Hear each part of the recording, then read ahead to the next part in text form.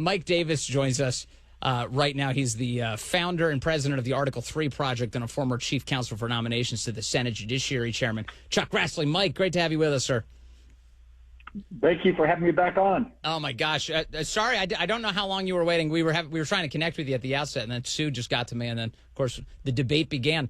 Give us your sense of this Sam Alito opinion today. What do you think it says? It is a brilliant opinion. It is well-researched, well-supported by the text of the Constitution, by the history of the Constitution, by the structure of the Constitution. And what it says is that we have a U.S. Constitution in this country.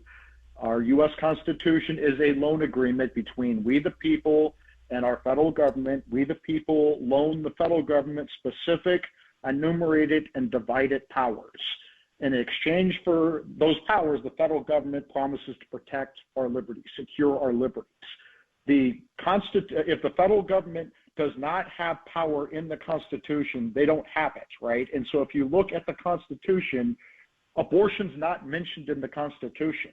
So therefore, the federal government does not have the power to regulate abortion. That power then belongs to the states and the people. That's how our constitutional structure works. Starting 49 years ago, a bunch of judicial activists, left-wing judicial activists on the Supreme Court made up this federal constitutional protection of the abortion industry. In Roe versus Wade, the Supreme Court held that states can't regulate the abortion industry generally, and that's just made up. It's about the only industry we've ever had, or one of the few industries we've ever had, where states don't have the police power to regulate them. And what it has done is created 49 years of division, where it's taken abortion out of the democratic process. It's anti-democratic.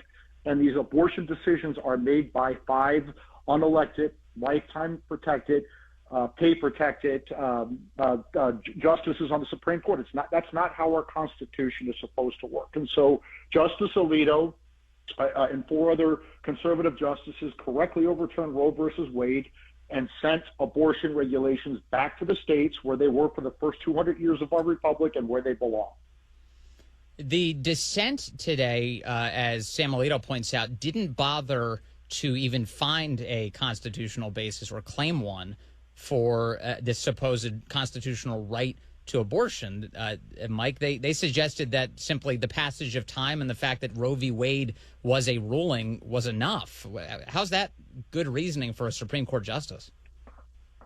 It's nonsense. Even the late Ruth Bader Ginsburg knew that Roe versus Wade was lawless constitutionally.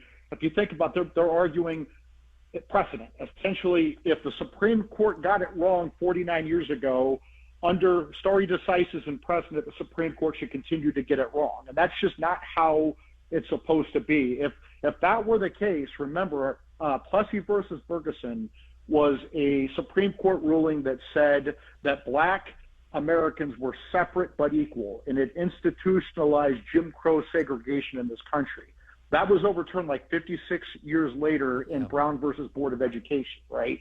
So if we would have followed this Democrat mantra on precedent, we would still have Jim Crow segregation in this country. This argument for precedent, it is nonsense. If there is a law of precedent, the Supreme Court justices go through many factors, including whether the precedent is still good law when they decide whether to overturn a precedent. That's what they did here in Justice Alito's very well-reasoned opinion.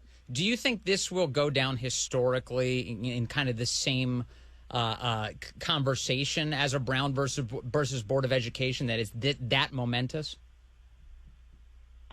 It should. It's certainly in the league of Brown versus Board of Education. The problem is that the left writes the history books in our country. So it will go down like Plessy versus Ferguson. It will go down as a horrible case in Supreme Court history, a blight in Supreme Court history because the left writes history. But it should go down as Brown versus Board of Education, a monumental decision that's protected.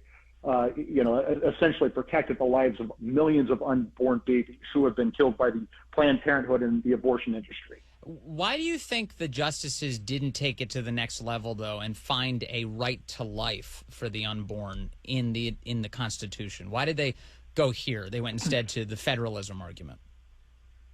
Well, they don't need to get to that question at this point. And there are some people who argue that under the Due Process Clause and the Equal Protection Clause of the 14th Amendment to the Constitution, there's a right to life, and that's an interesting, novel legal argument that the courts can decide down the road.